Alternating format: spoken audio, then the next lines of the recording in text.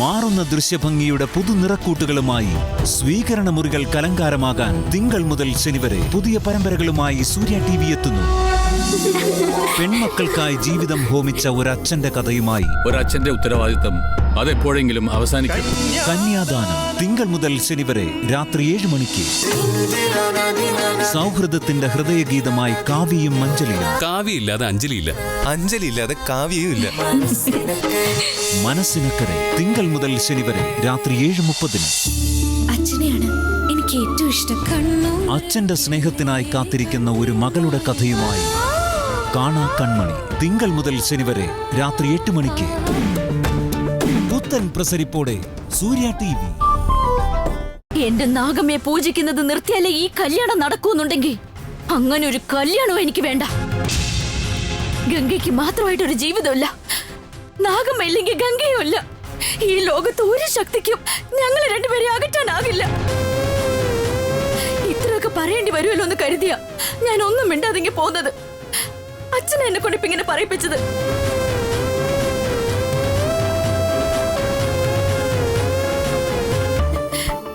ഈ കുടുംബത്തോട് എനിക്ക് കടപ്പാടുണ്ട്. പക്ഷെ എന്ത് വന്നാലും ഞാൻ നാഗമ്മയെ ഉപേക്ഷിക്കില്ല അച്ഛാ.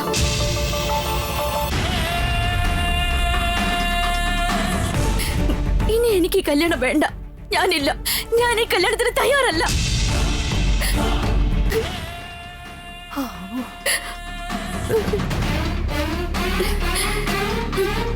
അച്ഛനെ വേദനിപ്പിച്ചു എന്ന് എനിക്കറിയാം. എന്നോട് ക്ഷമിക്കണം അച്ഛാ.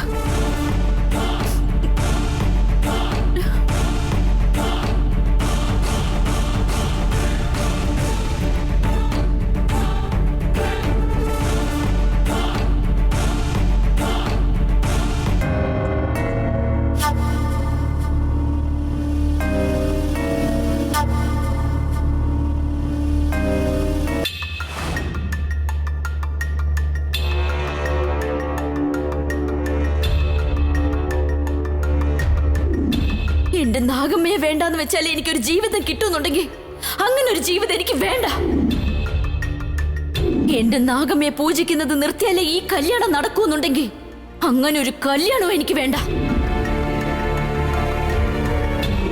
എന്നാ നാഗമ്മയാണോ ഈ കുടുംബമാണോ വലുതെന്ന് ചോദിച്ചാ എനിക്ക് ഈ കുടുംബത്തെ തീർച്ചയായും അവഗണിക്കേണ്ടി വരും.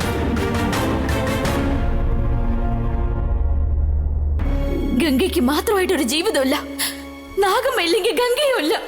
ഈ ലോകത്ത് ഒരു ശക്തിക്കും ഞങ്ങളെ രണ്ടുപേരെ അകറ്റാനാകില്ല. ഗംഗ തന്നെ കല്യാണത്തിൽ നിന്ന് പിന്മാറിയ സ്ഥിതിക്ക് അരുണിനെ ശാന്തി ഒന്നിപ്പിക്കാൻ ഇതാണ് പറ്റിയ അവസരം. ഇത് മിസ് ചെയ്താ പിന്നെ അരുണിനെ മാറ്റിയെടുക്കാൻ എങ്ങനെ കഴിയും? അയ്യോ എന്റെ ദൈവമേ.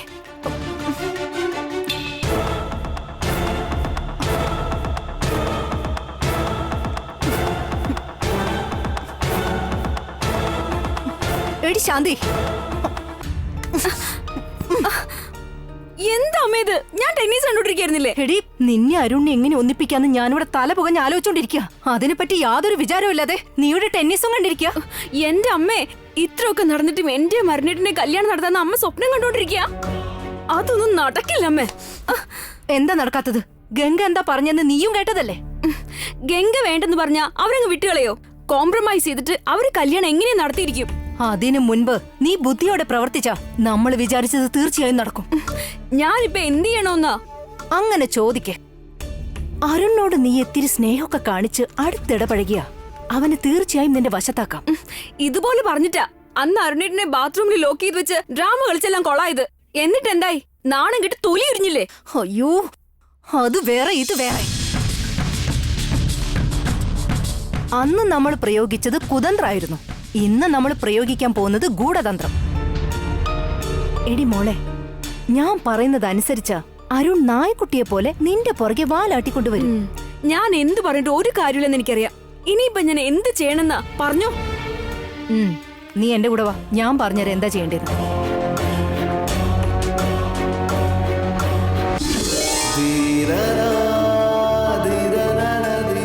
അങ്ങോട്ട് നോക്കി. അരുൺ അവിടെ ഒറ്റയ്ക്കിരിക്കുന്ന കണ്ടോ? നീ പതുക്കെ പോയി അവന്റെ അടുത്ത് നിൽക്കേ. എന്നിട്ട് ഹായ് എന്ന് പറഞ്ഞ് അവന്റെ അടുത്ത് പോയിരിക്കെ. ഭക്ഷണം കഴിച്ചു അരുണേട്ടാ എന്ന് സ്നേഹത്തോട് ചോദിക്കേ. ഞാൻ ഇതുവരെ അരുണേട്ടനോട് അങ്ങനെയൊന്നും ചോദിച്ചിട്ടില്ലമ്മേ. പെട്ടെന്ന് അങ്ങനെ പോയി ചോദിച്ചാ എന്നെ പറ്റി എന്ത് വിചാരിക്കും? ഞാൻ നിന്നോട് എന്തു പറയുന്നോ അത് ചെയ്യാൻ നോക്ക്. ശരി, അമ്മ പറഞ്ഞ പോലെ ഞാൻ പോയി കഴിച്ചു എന്ന് ചോദിക്കാം. അരുണേട്ടൻ കഴിച്ചു എന്ന് പറഞ്ഞ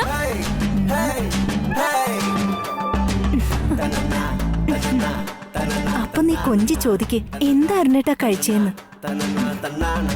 അവന്റെ മേലിന്ന് കണ്ണെടുക്കാതെ നീ അവനെ തന്നെ നോക്കണം. അവനും നിന്നെ തന്നെ നോക്കിക്കൊണ്ടിരിക്കുന്ന വിധത്തില് നാണവും ശൃംഗാരവും സ്നേഹവും എല്ലാം നിന്റെ മുഖത്ത് മിന്നി മറിയണം. അയ്യേ, എന്റെ അമ്മയെ എന്റെ മുഖത്ത് അങ്ങനെയൊന്നും വരില്ല. എന്റെ മുഖത്ത് എന്താടി വരിക അത് ഞാൻ പറഞ്ഞുതരാം. നീയാ അല്ല ഈ നിന്നെ പുലർത്തിക്ക് അടി ഇടി പിടിയും ഒക്കെ വശമുണ്ടാവും. അല്ല അപ്പൊ ഈ ശൃംഗാരം നാണോ ജതി രസമൊക്കെ വരുമോ? എന്തുകൊണ്ട് വരില്ല? ഇങ്ങോട്ട് വന്നേ. അടിക്കാനല്ല, ഇങ്ങോട്ട് വരാൻ.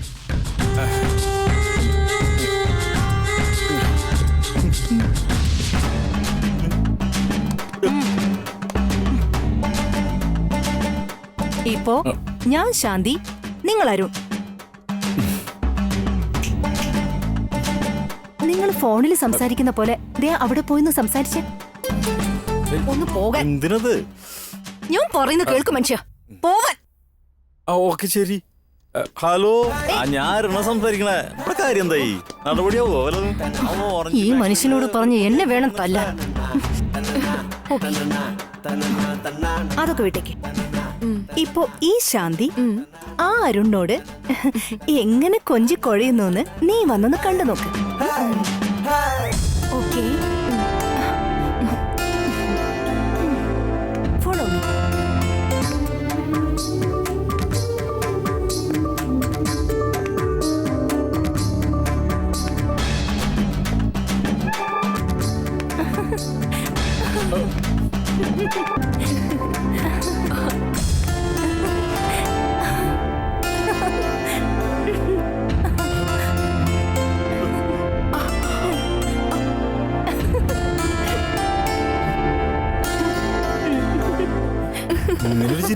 വൗ, അമ്മേ സൂപ്പർ. അമ്മ ഇങ്ങനെ നാണിക്കുന്നത് ഞാൻ ഇതുവരെ കണ്ടിട്ടേ ഇല്ല. Thank you. കെട്ടിയോനായി ഞാൻ പോലും കണ്ടിട്ടില്ല മോളെ. സീരിയസ് ആയിട്ട് ഇവിടെ ഒരു കാര്യം നടക്കുമ്പോഴാ തന്റെ ഒരു വലിച്ച തമാശ. മിണ്ടി പോരുത്. സോറി ദേവി. എന്നിട്ടൊരു സോറി പറച്ചില്. എടി, നിനക്ക് വേണ്ടിയിട്ടല്ലേ ഞാൻ ഈ കഷ്ടപ്പെടുന്ന. ഓക്കെ, വേണേ കണ്ടു പഠിക്ക്. വാ ഇങ്ങോട്ട്.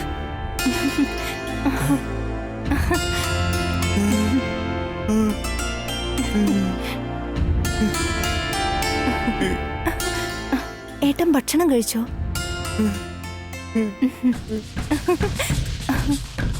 ഒരു പ്രാവശ്യം കൂടി ചോദിച്ചേ. ഭക്ഷണം കഴിച്ചോ?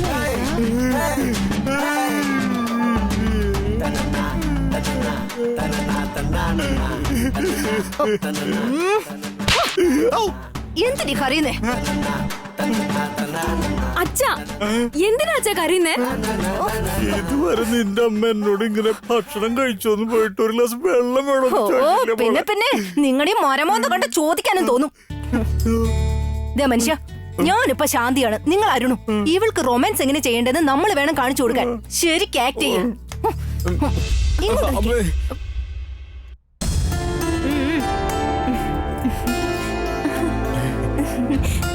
ഏട്ടൻ എപ്പോഴാ കഴിച്ചത്? എന്തൊക്കെയാ കഴിച്ചെന്ന് പറ. നിന്റെ ഞാൻ എപ്പോഴേ കഴിച്ച് 4 കുറ്റി പുട്ടും കടലയും 6 ഇഡ്ലി വട കഴിച്ചു. ചമ്മന്തിയിൽ നീ തേങ്ങ അരച്ചില്ല അല്ലേ? വടയിലാണെങ്കിൽ ഉപ്പിന്റെ കളിയാ. തീറ്റ കൊണ്ടാരം. ഓ, നിങ്ങളുടെ കൂടെ ജീവിച്ചു മടുത്തു. അതിനേക്കാളും മടുപ്പാണ് അഭിനയിക്കുന്നത്. അമ്മേ, അച്ഛൻ എന്തിനാ ഇങ്ങനെ വഴക്ക് പറയുന്നേ? എങ്ങനെ പറയാതിരിക്കും? ഞാനിപ്പോ അഭിനയിച്ചതൊക്കെ നീ കണ്ടല്ലോ. ഇതുപോലെ വേണം നീ അരുണിനോട് പെരുമാറാൻ. നീ ഭക്ഷണം കഴിച്ചോ ഏട്ടാന്ന് ചോദിച്ചാ അവൻ കഴിച്ചെന്ന് പറഞ്ഞ അടുത്ത സെക്കൻഡ് നീ ജ്യൂസ് കൊണ്ടുപോയി കൊടുക്കണം. ദേ നോക്ക്, ഇതുവരെ നീ ചെയ്ത കാര്യങ്ങളൊക്കെ സിമ്പിൾ ആയിരുന്നു. ഇനി അങ്ങോട്ട് ചെയ്യാൻ പോകുന്നത് വളരെ പ്രധാനപ്പെട്ട കാര്യങ്ങളാ. എന്താ അമ്മേ ഇത്? ഞാൻ പറഞ്ഞു തരാം. അവൻ ജ്യൂസ് കുടിച്ച ഉടനെ അവന്റെ കണ്ണിൽ പൊടി വീണെന്നും പറഞ്ഞ് അവന്റെ അടുത്തേക്ക് നീ ചെല്ലണം. അവൻ കണ്ണിൽ പൊടിയില്ലാന്ന് പറഞ്ഞാ പോലും നീ അവനെ വിട്ടേക്കരുത്. ഇല്ല ഏട്ടാ, പൊടിയുണ്ടെന്നും പറഞ്ഞ് അവന്റെ അടുത്തേക്ക് നീ പോണം. ഇങ്ങനെ ക്ലോസ് ആയി നിന്ന് അവന്റെ കണ്ണിലേക്ക് നോക്കണം.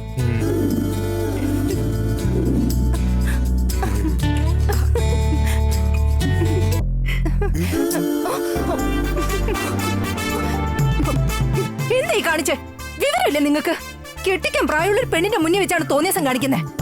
നിന്നെ ഇത്ര അടുത്ത് ഞാൻ കണ്ടിട്ട് ഒരു 5-8 കൊല്ലങ്ങളായിട്ടില്ലേ ദേവിയെ? നുണ പറയല്ലാട്ടാ. ഇത്രയും പ്രായമായിട്ട് നിന്റെ മുഖത്തിനൊക്കെ എന്ത് തുടുപ്പറിയാ. ഓ ഡോ, തന്നോട് അഭിനയിക്കാനല്ലേ പറഞ്ഞേ? എന്തിനാ ഇപ്പൊ ഉമ്മ വെച്ച്? ഞാനല്ലല്ലോ ഉമ്മ വെച്ചേ, അരുണല്ലോ ഉമ്മ വെച്ചേ. അരുണോ? ആ, ചാന്തി എന്തൊക്കെ ചെയ്യണോന്നല്ലേ നീ കാണിച്ചേ? അതുപോലെ അരുൺ ചെയ്യണതൊക്കെയാ ഞാനും കാട്ടിയേ. നീ അരുണിന്റെ ഉമ്മ ഇങ്ങനെ അല്ലാണ്ടാവോ? നിങ്ങളുടെ ഈ വേഷം കൊട്ടൊന്നും എന്റെ അടുത്ത് വേണ്ട. അഭിനയൊക്കെ മതിയാക്കി മാറി നിക്ക്. പോയേ, പോവാനല്ലേ പറഞ്ഞേ? ദേവിയെ, കണ്ണിലെ പൊടി ഇപ്പോഴും എടുത്തിട്ടില്ല. ഞാൻ വേറെ എന്തെങ്കിലും എടുക്കുന്നതിന് മുൻപ് മര്യാദയ്ക്ക് പോയിക്കോ. അമ്മ ഇവളെന്നെ തെക്കോട്ടെടുക്കഞ്ഞത് ഭാഗ്യം. എടി, ഞാൻ പഠിപ്പിച്ചതൊക്കെ നിനക്ക് മനസ്സിലായല്ലോ.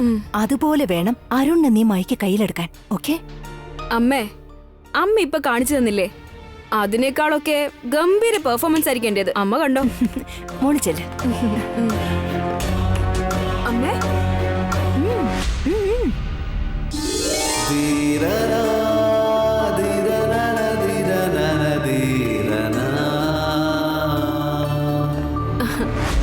ഹായ് അരുണേട്ടാ.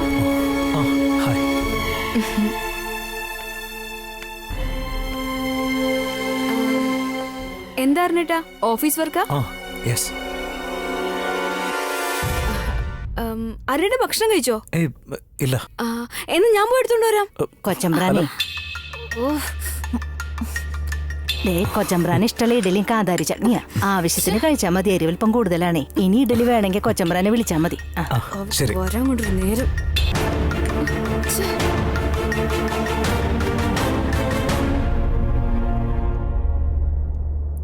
നീ കഴിക്കുന്നോ? ഏയ് വേണ്ട അരുണേട്ടാ.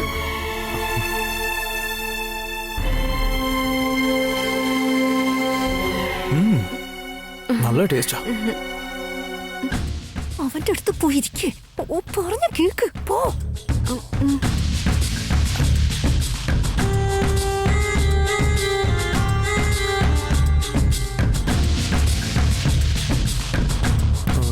നിനക്ക് വിശക്കുന്നുണ്ടെന്ന് തോന്നല്ലോ. ഏയ് ഇല്ലല്ല. അല്ല, ഇതിൽ തന്നെ ഇങ്ങനെ കൊതിയോടെ നോക്കി നിൽക്കുന്ന കണ്ടപ്പോ ഞാൻ കരുതി. ഭക്ഷണമല്ല, അരുണേട്ടനെയാ ഞാൻ കൊതിയോടെ നോക്കി നിന്നത്.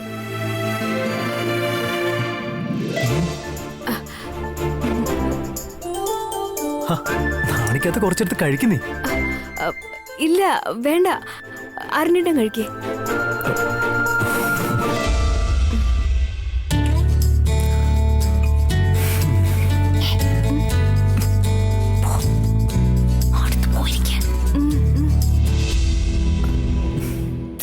ശാന്തി, നിനക്ക് വേണമെങ്കിൽ എടുത്ത് കഴിക്കേ, ഇല്ലെങ്കിൽ ഇവിടെ നിന്ന് മാറി നിൽക്ക്. നീ ഇങ്ങനെ നോയിക്കൊണ്ടുവന്നാ എന്റെ വയറ് വേദനിക്കുള്ളൂ.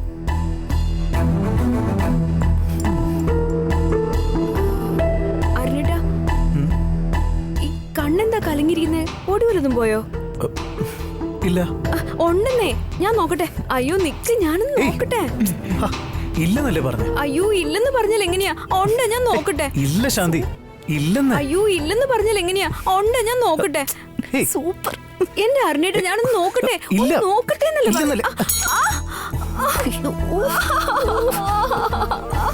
എന്റെ കണ്ണെരിയുന്നു.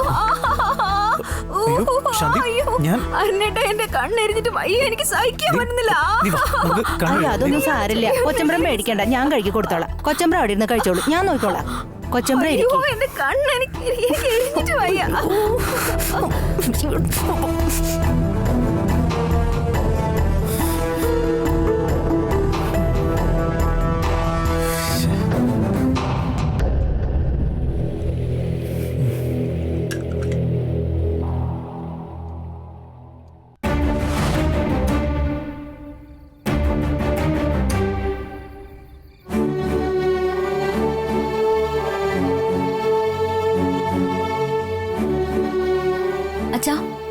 എണീറ്റ് വാ കഴിക്കാം. അച്ഛാ കഴിക്കാൻ വാ. എനിക്കിപ്പോ വിശക്കുന്നില്ല, നീ കഴിച്ചോ. കഴിക്കാതിരിക്കാൻ മാത്രം ഇപ്പൊ എന്താ ഉണ്ടായേ?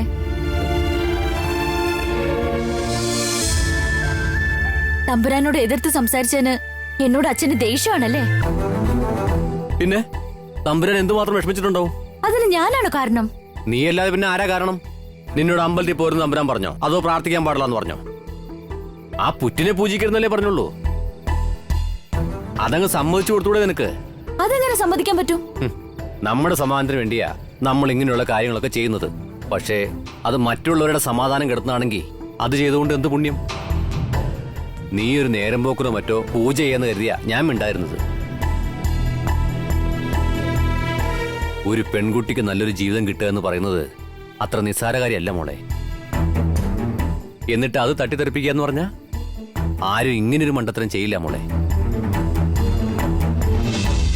മോൾക്ക് വാങ്ങിയ മുഹൂർത്ത പുടവ കത്തിയെറിഞ്ഞപ്പോ പോലും തമ്പുരാൻ നിന്നെ തള്ളി പറഞ്ഞില്ല. അങ്ങനെയുള്ള ഒരാളുടെ മുഖത്ത് നോക്കി ഈ കല്യാണം വേണ്ടെന്ന് എങ്ങനെ പറയാൻ തോന്നി മോളെ? നീ പറഞ്ഞത് വലിയ തെറ്റാ. നാളെ തന്നെ തമ്പുരാനെ കണ്ട് തെറ്റുപറ്റിപ്പോയി നേറ്റു പറഞ്ഞ് നീ ഈ കല്യാണത്തിന് സമ്മതിക്കണം. നീ എന്താ മോളൊന്നും പറയാത്തത്? എന്തു പറയണമെന്ന് എനിക്കറിയില്ല അച്ഛാ. എന്നെ ഏറ്റവും കൂടുതൽ മനസ്സിലാക്കിയ അച്ഛൻ തന്നെ ഇങ്ങനെ മനസ്സിന് നിരക്കാത്ത കാര്യങ്ങൾ പറയരുത്. എനിക്ക് ദൈവിക ശക്തി ഉണ്ടെന്നും പറഞ്ഞല്ലേ ഈ കല്യാണ ആലോചന ആരംഭിച്ചത് തന്നെ. എന്നിട്ടിപ്പോ ഞാൻ പൂജ ചെയ്യാൻ പോലും പാടില്ലെന്ന അവസ്ഥയില് വന്നെത്തി കാര്യങ്ങള്. കല്യാണം നടക്കാനുള്ള കണ്ടീഷൻസ് ഒക്കെ എഴുതിച്ച് തമ്പുരാന്റെ കയ്യൊപ്പ് വാങ്ങിയവളാണ് ഞാൻ. പക്ഷേ അദ്ദേഹം ഇപ്പൊ എന്നോട് ആവശ്യപ്പെടുന്ന ഈ കണ്ടീഷൻ ഉണ്ടല്ലോ, അതെനിക്ക് ഒരിക്കലും അംഗീകരിക്കാൻ കഴിയില്ല. എന്റെ അഭിമാനം എനിക്ക് എത്രത്തോളം വിലപ്പെട്ടതാണോ അതിനേക്കാളും വിലപ്പെട്ടതാണ് ഞാൻ ആരാധിക്കുകയും വിശ്വസിക്കുകയും പ്രാർത്ഥിക്കുകയും ചെയ്യുന്ന എന്റെ നാഗമ്മ. അതെങ്ങനെ ഉപേക്ഷിക്കണമെന്ന് പറഞ്ഞാ എനിക്കെങ്ങനെ സമ്മതിക്കാൻ പറ്റും? തമ്പുരാൻ എന്റെ ശീലങ്ങൾ മാറ്റണമെന്ന് പറഞ്ഞിരുന്നെങ്കിൽ അത് ഞാൻ മാറ്റുമായിരുന്നു അച്ഛാ.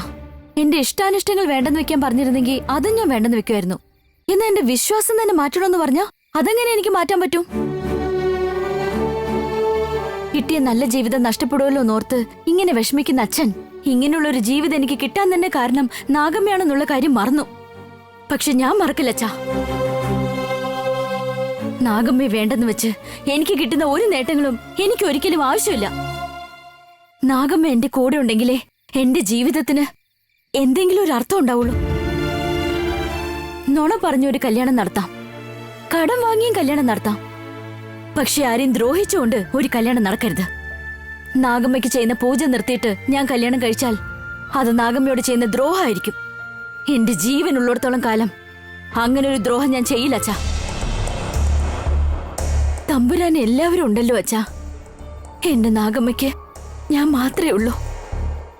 ഞാൻ എന്റെ നാഗമ്മയ്ക്ക് വേണ്ടി ജീവിച്ചോളാം. എനിക്ക് മറ്റൊന്നും വേണ്ട.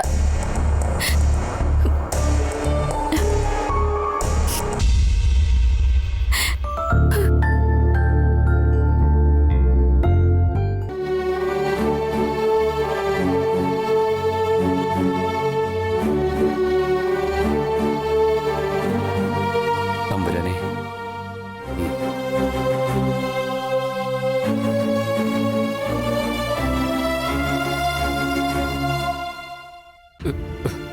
നാഗമ്മ ഇല്ലാതൊരു ജീവിതം വേണ്ടെന്നും പറഞ്ഞ് അവളിപ്പോഴും വല്ലാത്ത വാശിയില്ല. അവള് പൂജ നിർത്തണമെങ്കിൽ ഒരേ ഒരു വഴിയേ ഉള്ളൂ. എന്നെ ജോലിന്ന് പറഞ്ഞു വിട്ടേക്ക് തമ്പുരാനെ. നീ എന്തൊക്കെയായി പറയുന്നത്? ഇതാണോ നീ കണ്ട ഒരു പോംവഴി? അങ്ങനെയൊന്നും പറയല്ലേ തമ്പുരാനെ. ഇങ്ങനൊരു അവസ്ഥയിൽ എനിക്ക് അങ്ങയെ സഹായിക്കാൻ പറ്റിയില്ലെങ്കിൽ പിന്നെ ഞാൻ ഇവിടെ നിൽക്കുന്നതിന് വല്ല അർത്ഥമുണ്ടോ? ഞാൻ പോയിക്കോളാം തമ്പുരാനെ. മണികണ്ഠ, നിനക്ക് എന്താ പറ്റിയത്? എന്നെ കൊണ്ട് ഒരു പ്രയോജനമില്ലാണ്ടായി പോയില്ല തമ്പുരാനെ. വർഷങ്ങളായി ഒരു നിഴല് പോലെ നീ എന്റെ കൂടെ തന്നെ ഉണ്ടല്ലോ. അതുപോലെ മണി എനിക്ക്.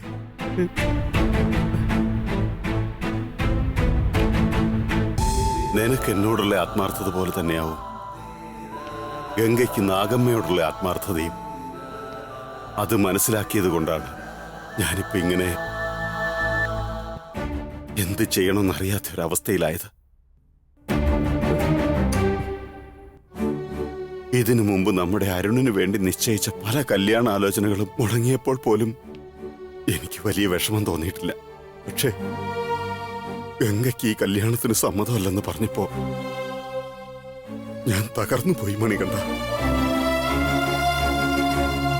ഗംഗയെ എന്റെ മരുമകളായി എനിക്ക് വേണം. അതിനിപ്പോ ഞാൻ എന്താ ചെയ്യേണ്ടതെന്ന് എനിക്കറിയാത്തത്. അതിന് എന്റെ മനസ്സിൽ തോന്നുന്നൊരു കാര്യം പറഞ്ഞ തമ്പുരാൻ ഒന്നും വിചാരിക്കില്ലല്ലോ. എന്താണെങ്കിലും പറയേ. നമ്മുടെ സ്വാമിയോട് വരാൻ പറഞ്ഞ് ഈ പ്രശ്നത്തിന് മറ്റെന്തെങ്കിലും വഴിയുണ്ടോ എന്ന് അദ്ദേഹത്തോട് തന്നെ ചോദിച്ചാലോ തമ്പുരാനെ? ഗംഗയ്ക്ക് പൂജ നിർത്താൻ പറ്റുന്നില്ലെന്ന് പറയുമ്പോൾ അതിന് എന്തെങ്കിലും പരിഹാരം ഉണ്ടെങ്കിൽ അത് ചെയ്യാലോ തമ്പുരാനെ?